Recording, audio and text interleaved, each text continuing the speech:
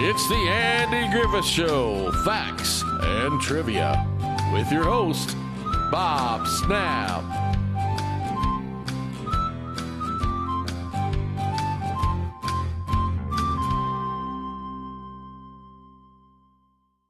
Hi guys, welcome to the Andy Griffith Show, Facts and Trivia. Thank you for being here. Today's video. 10 fascinating little details that you never noticed in Mayberry Goes Hollywood. And we'll start with Barney predicts the future. The sheriff and deputy sweep out the jail cell. Barney tells an anecdote about Gordon Bethfield, who visited Hollywood himself last summer. Gordon took a bus, tour of celebrity homes. They stopped at Gary Cooper's house, where a tourist picked up Gary Cooper's newspaper off the lawn. The maid came out of the house and said, "Get off the grass." Jump forward 5 years. The same exact scenario happened to the Taylors. In the Color episode, the Taylors go to Hollywood. Andy, Opie, and Bee find themselves on Cesar Romero's front lawn. Opie picks up his newspaper, and Romero's maid comes out of the house and asks him to get off the grass. This curious headline also ran in the Daily Planet. Speaking of newspapers, take a close look at the front page of the Mayberry Gazette. Excuse me. A headline in the center of the page declares 110,000 Chinese living in trees as a result of flood. Nearly a decade earlier, that exact headline appeared on the front page of the Daily Planet in the Adventures of Superman episode Rescue. In fact, the very same headline can be spotted as far back as 1935's Doubting Thomas, a Will Rogers comedy, as well as in the 1958 movie Bride and the Beast. Yellow River sure did flood often in fictional Hollywood. It was the first episode with Howard McNear. However, this was not the first appearance of Floyd the Barber. The character had appeared in the previous episode, Stranger in Town, but was portrayed by Walter Baldwin. Mayberry Goes Hollywood marked McNear's debut as Floyd, but with one significant difference. That was Floyd had a different last name.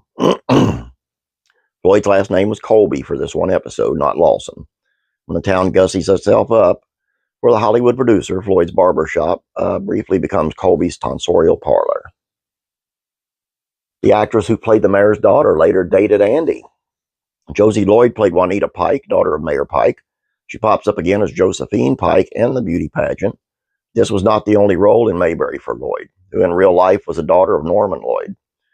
In Barney Mends a Broken Heart, she gets fixed up on a double date with Barney and Thelma Lou, though her name was now Lydia Crosswaith. Lydia turns up again in Goober and the Art of Love as a love interest for Goober Powell.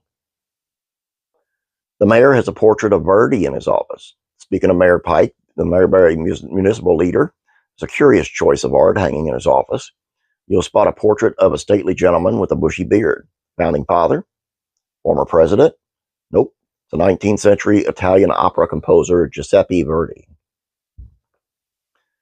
Mr. Harmon later played Kojak's boss. Mr. Harmon is the Hollywood big shot who comes to Mayberry to scout the small town for film. Dan Fraser plays the character. You might know him best as Captain Frank McNeil, Kojak's superior on Kojak.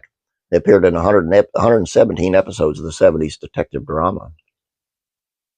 The Mayberry oak tree disappeared.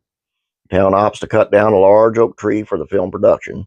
Well, they must have done it, because the oak tree in this particular position, it disappears in later episodes.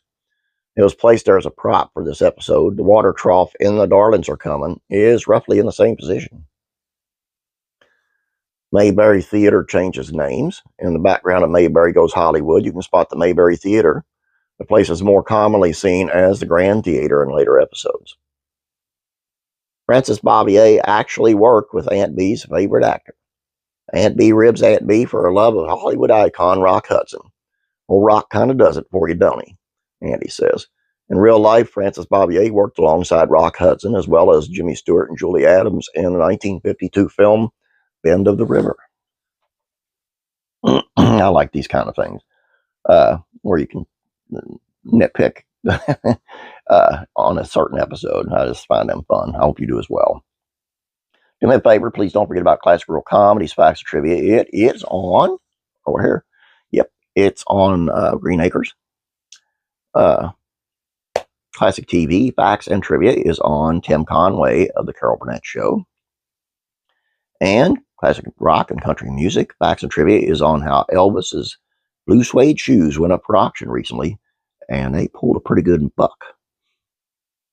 And if you're into Christian type entertainment, over on Faith Entertainment, I have today's saint, or yes, today's saint is St. Thomas the Apostle, if you want to check that out. Anyway, that's all I got for you today, though. Please subscribe if you have not yet. Please like this video. You guys have a great day. God bless you. As always, praying for you.